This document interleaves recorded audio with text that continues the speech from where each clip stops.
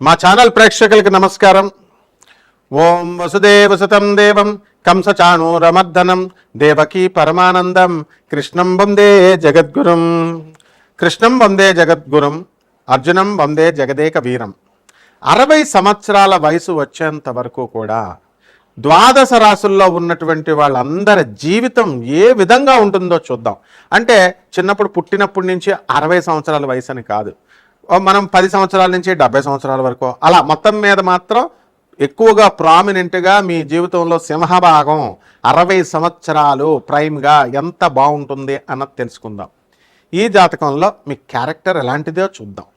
ఆ తర్వాత మీకు ఏ లక్షణాలు, ఇవన్నీ కూడా క్యారెక్టర్లోకి వస్తాయి.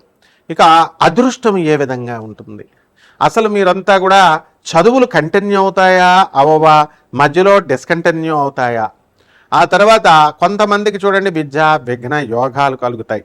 అలాగే ప్రేమ వివాహాలు, ఈ మధ్యకాలంలో ఎక్కువగా ప్రేమ వివాహాలు అరేంజ్డ్ మ్యారేజెస్ని సమాధి చేసే స్థితికి తీసుకొచ్చినా కూడా ఇంకా మన యువత చాలా మంచోళ్ళు, వాళ్ళ అమ్మ నాన్న అందరు పెద్దల మాట వింటూ అరేంజ్డ్ మ్యారేజెస్ను కూడా చేసుకునేటటువంటి మహానుభావులు ఉన్నారటువంటి వారికి మీకు అందరికీ కూడా మనువు తరపున మీ అందరికీ కూడా నేను కృతజ్ఞతలు చేసుకుంటున్నాను.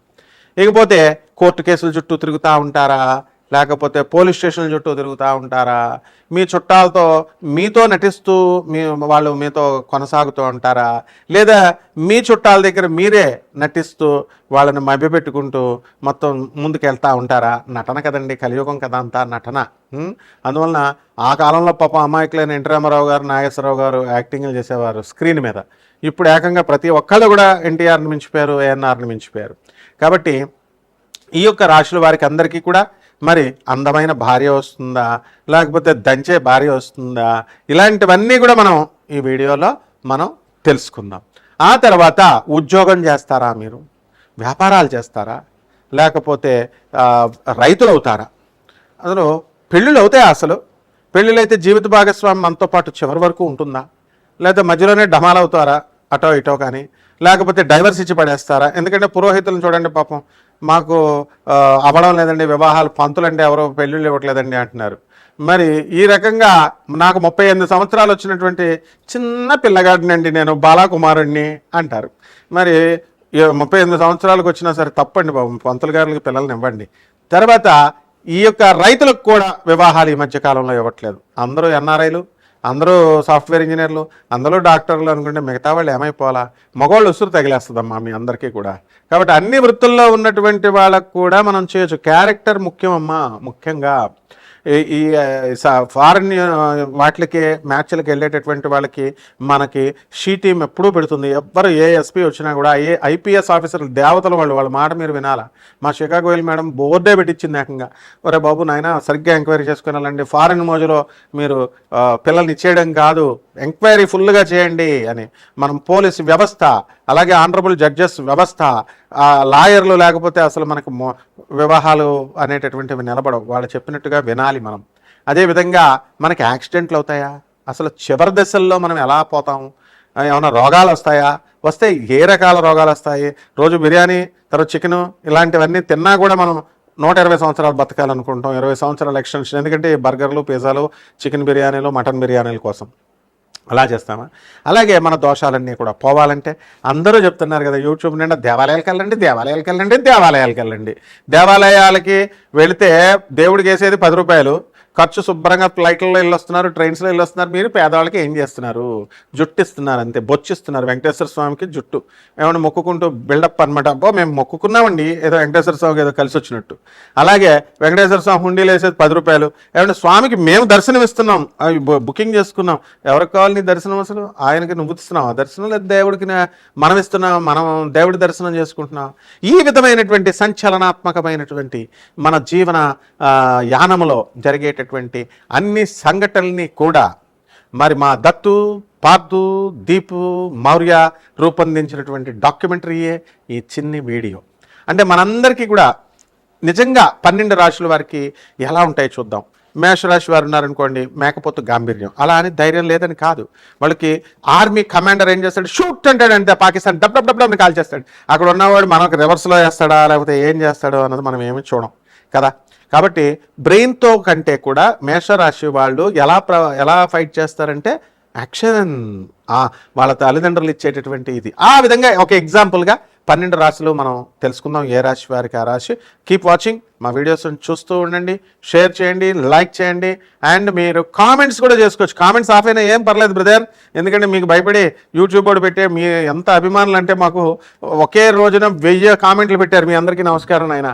కాబట్టి వాళ్ళు కామెంట్ బాక్సే బద్దలైపోతుందని చెప్పి మా వాళ్ళు ఆఫ్ చేశారనమాట. కాబట్టి అందరూ కూడా మీరంతా చక్కగా మీరు బాగుపడాలన్నదే నా కోరిక. 12 రాశులకి వారికి విడివిడిగా ఏ రాశి వారికి ఏముందో ఈ సంవత్సరం అంతా జాతకం ఎలా ఉందో చెప్పుకుందాం. ఈ మొత్తం 12 రాశుల వారు కూడా మనకి ఫారిన్ ఏమన్నా వెళ్తారా, లేకపోతే భార్యాభర్తలు అందరూ కూడా కోర్టులు, గొడవలు, పోలీస్ స్టేషన్లు అని చెప్పి యుద్ధాలు చేసుకుంటారా, ప్రేమ వ్యవహారాలు ఎలా ఉంటాయి, తల్లిదండ్రులు చెప్పినటువంటి వివాహాలు చేసుకుంటారా, లేకపోతే వివాహాలు చేసుకోరా, అక్రమ సంబంధాలు ఉన్నటువంటి వాళ్ళు ఏం చేయాలి అసలు, ఇవన్నీ మానుకోమని మనం చెప్తున్నా సరే ఇప్పుడు వాళ్ళంతా ఎవరిష్టం వచ్చినట్టు వాళ్ళు కంటిన్యూ చేసుకుంటున్నారు ఉన్నటువంటి వాళ్ళు.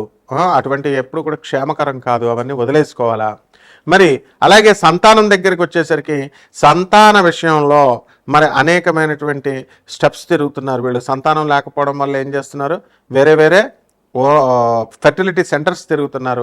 ఆ ఊర్లో ఆ మందు ఇస్తున్నారని, ఆయుర్వేదం మందు, ఈ మందులో ఇస్తున్నారని చెప్పేసి వాళ్ళు దానికి సర్టిఫికేషన్ లేనటువంటి వైద్యులకి సర్టిఫికేషన్ లేనటువంటి వైద్యాన్ని చేసుకొని మొన్న కరోనా టైంలో ఎక్కువ మంది చనిపోయింది ఫెర్టిలిటీ కోసం మందులు, ఆకులు, అలములు, మేకల్లాగా ఇవన్నీ నవిలేటటువంటి వాళ్ళు. కాబట్టి కామక్రోధాలు ఎలా ఉంటాయి వీళ్ళకి, బంధువులతో వీళ్ళందరూ కూడా ప్రవర్తన ఎలా ఉంటుంది, ఇవన్నీ కూడా మనము ఈ 12 రాశుల్లో మనం తెలుసుకుందాం. ముఖ్యంగా ఈ యొక్క ఏలినాటి శని జరుగుతున్నటువంటి రాశులు మేషరాశి, మరి అలాగే కుంభరాశి, మీనరాశి. ఈ ఏలినాటి శని సమయంలో వీళ్ళందరికీ కూడా బాగుండలేదు పరిస్థితి అని మనకు అర్థమవుతుంది. కాబట్టి దీనికి మొట్టమొదట ఇప్పుడు కొత్తగా వచ్చినటువంటి ఈ యొక్క మేషరాశికి ఏలినాటి శని వచ్చేటప్పుడు ఏ రకంగా ఉంటుంది, మరి అలాగే పోయేటప్పుడు ఏ రకంగా ఉంటుంది, మధ్యలో ఉన్నటువంటి కుంభరాశి వారికి ఏ విధంగా ఉంటుంది, ఇవన్నీ కూడా మనం ఈ యొక్క వీడియోలో మనం డిస్కస్ చేసుకుందాం. అలాగే ఇళ్ళు, గృహయోగాలు, వాహన యోగాలు, అలాగే ఇవన్నీ కూడా మనం చూసుకోవాల్సినటువంటి అవసరం ఉంది. మరి నిజ జీవితంలో మనకి ఈ సంవత్సరంలో యాక్సిడెంట్లు అవుతాయా, యాక్సిడెంట్లు కావా, దేవాలయాలకు వెళుతూ కూడా చాలామందికి యాక్సిడెంట్లు అయినటువంటి వాళ్ళు ఉన్నారు. అలాగే హనీమూన్లకు తీసుకెళ్ళి భర్తలను చంపేసినటువంటి ఇన్సిడెంట్లు మనం చూస్తున్నాము. అసలు అంతా భయంగా ఉంటుందన్నమాట. ఇలాంటి సంఘటనలు ఎందువలన వాళ్ళంతా కూడా జరిగాయి.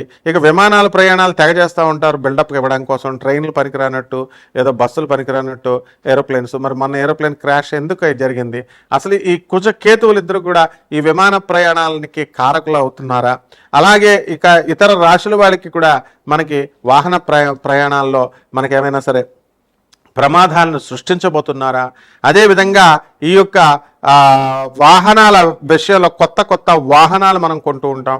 ఆ వాహనాలు కొన్నవి ఎంతవరకు ఎవరికి పడతాయి, ఏ రంగులకు పడతాయి, అలాగే వివాహం కానటువంటి పెళ్లికారి ప్రసాదులు చాలామంది ఉన్నారు, అటువంటి వాళ్ళకి వివాహాలు అవుతాయా, అసలు అవ్వవా. మరి పెళ్లి కుమార్తెలంతా కూడా గురుమౌఢాలు, ఇలాంటి శుక్రమౌఢాలు ఇవన్నీ కూడా ఉన్నాయి. వీటిల్లో ఈ రాశుల వారికి వివాహాలు అయితే ఎప్పుడు అవుతాయి, ప్రేమ వ్యవహారాల పట్ల యువత ఒకానొక దశలో 20 సంవత్సరాల క్రితం తిరిగింది, దానికి సాచురేషన్ స్టేషన్ తీసుకొచ్చేసారు. ఇప్పుడు ప్రేమ వివాహాలు కూడా పోయినాయి, లివింగ్ ఇన్ రిలేషన్స్ వచ్చేసినాయి. ఏమనంటే సుప్రీంకోర్టు తీర్పిచ్చింది అంటున్నారు. కొంతమంది యువత అయితే హోమోసెక్షువల్స్ అని స్టార్ట్ చేశారు. కొంతమంది ఈ అఘోరి ఆ మధ్య వచ్చింది వర్షిణి అనే అమ్మాయిలు పెళ్లి చేసుకోవడం మొదలెట్టారు. ఆ విధంగా ట్రాన్స్జెండర్ల అమ్మాయిలు పెళ్లి చేసుకోవడం మొదలుపెట్టారు.